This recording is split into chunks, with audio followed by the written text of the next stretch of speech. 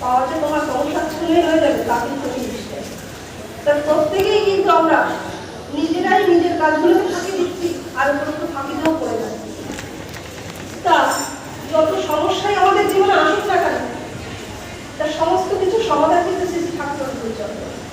আমি আজকে মাতৃসম্মেলনের আগে একটা গান করছিলাম, হঠাৎ করে একদিন রান্না করছি, কি করতে করতে ভাবছি কি ঠাকুরকে নিয়ে তো হয়তো মাঝে মাঝে একটু বেশি চিন্তা করি, মাঝে মাঝে একদম কম হয়ে যায়, কিন্তু মাঝে মাঝে যখন ভুলে যাই তখন বলি যে ঠাকুর যতই সমস্যা আসুক না কেন, জীবনে যত বাধা বিঘ্ন যাই আসুক, তুমি যেন কোনো কিছুতে আমাকে হাত ছেড়ো না।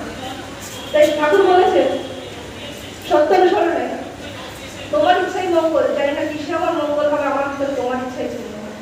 তা যা কিছু আমার জন্য আছে সবকিছু ভালোর জন্যই আছে। সেই ভালোটা করার জন্য বা ভালোটা পাওয়ার জন্য আমাকে কিন্তু ঠাকুরকেই ডাকতে হবে, বা দুবেলা প্রার্থনা নাম ধ্যান সেগুলো কিন্তু আমাদের ঠিকঠাক মতন পালন করতে হবে।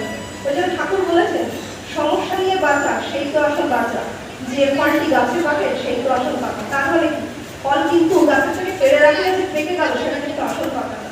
তাহলে আসল পাকা কোনটা? যেটা গাছেই পাচ্ছে সেটাই আমরা খাচ্ছি, সেটাই হচ্ছে আসল পাকা।